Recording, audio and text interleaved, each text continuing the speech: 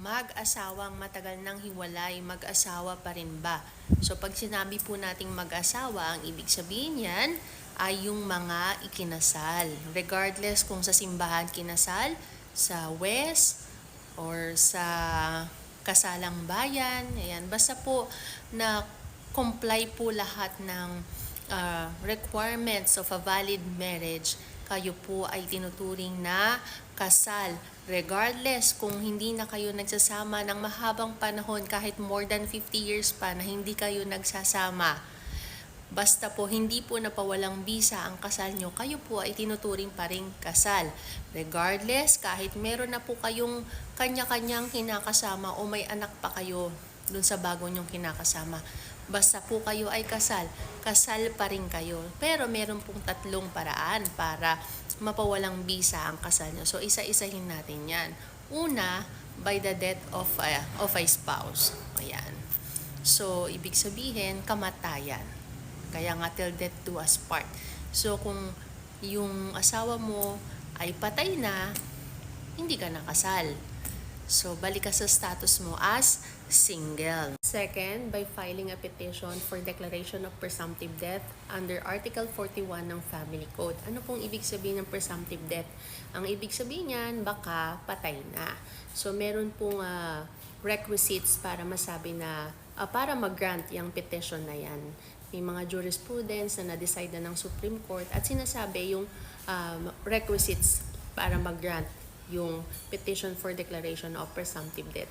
Isa-isahin natin yan. First requisite ay dapat for 4 consecutive years nang wala yung absent spouse. Kung wala namang danger sa life niya nung nawala siya o bigla na lang siyang nag-disappearing act sa buhay mo. Pero kung may danger sa life niya nung nawala siya, let's say for the sake of example, sumakay siya ng barko at lumubog yung barko, 2 consecutive years lang, pwede na. Okay? Yung second requisite, itong si present spouse, yung naghahanap, yung naiwan, ay gusto nang mag-asawa. Siyempre, kaya naman po natin pinapawalang bisa yung kasal natin kadalasan dahil meron na tayong natagpuan na bago. So, he or she wishes to remarry. Magpapakasal siyang muli.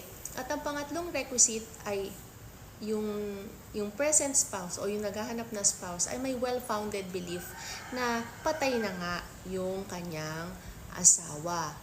Pero take note, hindi lang sapat yung well-founded belief.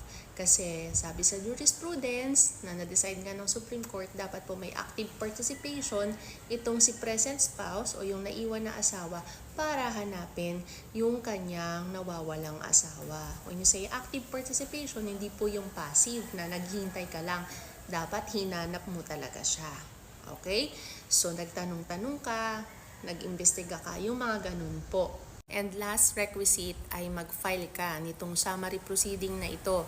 Mag-file ka ng petition for declaration of presumptive death of your missing spouse. At pag nag-grant yan ng korte, back to single ka na at pwede ka nang makapag-asawang muli. Ayan. So, ano naman yung pangatlong paraan para mapulang bisa ang kasal mo? Siyempre, mag-file ka ng petition for annulment of your marriage. Ang usually na ground is psychological incapacity. O kung sa pagkakaalam mo, void yung marriage mo dahil nung kinasal ka, minor de edad ka, mag-file ka ng petition for nullity of marriage. So, iba-iba yung ground or grounds para sa annulment and nullity of marriage. So, I humbly suggest na magkonsulta kayo sa abogado kung sa palagay nyo meron kayong existing ground or grounds para mapawalang bisa ang inyong kasal. So, by the moment na napawalang bisa na yung kasal nyo, either of the three na na-mention natin, by death, by declaration of presumptive death, or by annulment or nullity of your marriage, dun lang po kayo pwedeng mag-asawa at makapagpakasal ng muli.